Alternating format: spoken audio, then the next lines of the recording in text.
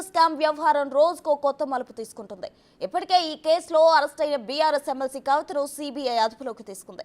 ఈ క్రమంలోనే కవితను కస్టడీకి ఇవ్వాలని రౌజ్ అవెన్యూ కోర్టులో పిటిషన్ దాఖలు చేసింది. పిటిషన్ విచారించిన న్యాయస్థానం 3 రోజుల పాటు కవితను సిబిఐ కస్టడీకి ఇస్తూ తీర్పు ఇచ్చింది. ఈ ఊహించని ట్విస్టులతో ఈ వ్యవహారం హాట్ టాపిక్ గా మారుతుంది.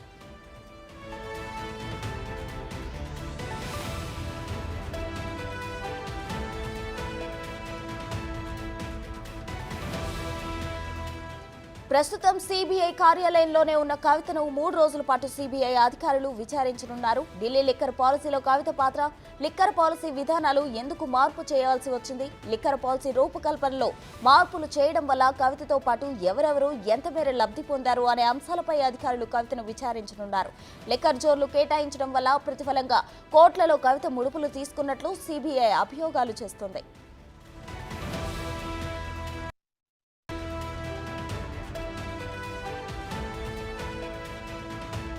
జాగృతి సంస్థకు శరత్చంద్రారెడ్డి 80 లక్షలు ఇచ్చిన విరాళానికి ప్రతిఫలంగా ఢిల్లీలో లిక్కర్ జోన్లు ఇప్పిస్తా అని కవిత హామీ ఇచ్చారని ఆరోపిస్తున్నారు. అందుకుగాను 2 జోన్లకు బదులు 5 జోన్లు శరత్చంద్రారెడ్డి కేటాయించారని అనుమానం వ్యక్తం చేస్తున్నారు.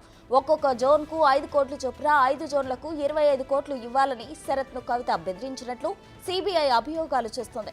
వీటితో పాటు ఒక భూమి కొనుగోలు విషయంలో శరత్ నుంచి కవిత తీసుకున్న 14 కోట్ల రూపాయలు ఆర్థిక లావాదేవీలపై ఆమెను ప్రశ్నించనున్నారని సమాచారం అందుతోంది. ఇక సౌత్ గ్రూప్ నుంచి 100 కోట్ల రూపాయలు అరవింద్ కేజ్రీవాల్ కు ఇవ్వడంతో కవిత కీలకంగా వ్యవహరించారన్న ఆరోపణలపై కూడా సిబిఐ విచారణ చేయనుంది.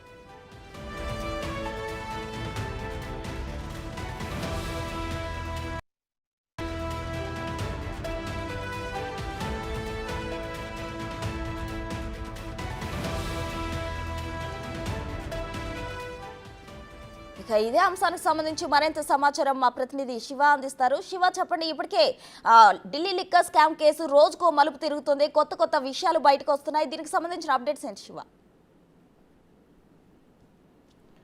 ప్రస్తుతం ఢిల్లీ లిక్కర్ స్కామ్ కేసులో సిబిఐ కవితను కస్టడీలోకి తీసుకుంది. నిన్న కోర్టులో హాజరుపరిచిన తర్వాత 3 రోజుల సిబిఐ కస్టడీ ఇస్తూ రౌజోని కోర్టు న్యాయమూర్తి కావేరి బవేజా తీర్పు వెలువరించారు. అయితే ఈరోజు ఉదయం 11 గంటల నుంచి సాయంత్రం 5 గంటల వరకు సిబిఐ అధికారులు కవితను విచారించబోతున్నారు. 3 రోజుల పాటు అంటే 15వ తేదీ ఉదయం 10 గంటలకు మళ్ళీ తిరిగి రౌజోని కోర్టులో కవితను హాజరుపరుస్తారు. ఈ 3 రోజుల వ్యవధిలో కవిత నుంచి ఎటువంటి సమాచారం సేకరించారు, ఎటువంటి ఆధారాలు సిబిఐ దగ్గర ఉన్నాయి, ఆధారాలు అలాగే కవిత చెప్పే సమాధానాలు టాలీ అవుతుందా లేదా చూసుకుని మళ్ళీ రౌజోని కోర్టులో హాజరుపరుస్తారు. హాజరుపరిచిన తర్వాత మరో 3 రోజులు లేదా 5 రోజులు కస్టడీ కోరే అవకాశం అయితే ప్రధానంగా కనిపిస్తోంది. ఇక ఇప్పటికే ఢిల్లీ లిక్కర్ స్కామ్ సంబంధించి మనీ లాండరింగ్ కేసులో మార్చి 15వ తేదీన కవితను ఈడీ అరెస్ట్ చేసింది. అరెస్ట్ చేసిన తర్వాత కోర్టులో ప్రొడ్యూస్ చేశారు. ప్రొడ్యూస్ చేస్తే 10 రోజుల ఈడీ కస్టడీ ఇచ్చారు. తర్వాత జ్యుడిషియల్ కస్టడీ కొనసాగుతుంది.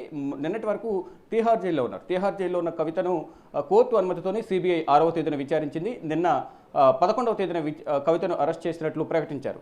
నిన్న కోర్టులో ప్రొడ్యూస్ చేసిన తర్వాత వాదనలు ప్రతివాదనలు జరిగాయి. ఏదైతే కవితకు ఎగనిస్ట్గా ఎవరైతే సమాధానాలు చెప్పారో, అంటే గతంలో అప్రూవర్గా మారిన వారు కవితతో ఉన్న వ్యాపార సంబంధాలు కానీ కవితకు ఎంత మేరకు ముడుపులు చెల్లించారు, ఢిల్లీ లిక్కర్ స్కామ్ సంబంధించి లిక్కర్ పాలసీలో జోన్లు కేటాయించినందుకు ఒక్కొక్కరి నుంచి కవిత ఎంత మొత్తంలో డబ్బులు డిమాండ్ చేశారు, ఇవ్వకపోవడంతో ఏ విధంగా బెదిరించారు అనేది కూడా వాంగ్మూలంలో తమకు అప్రూవర్గా మారే సందర్భంలో తమకు వాంగ్మూలం ఇచ్చారంటూ సిబిఐ వాదనలు వినిపించింది.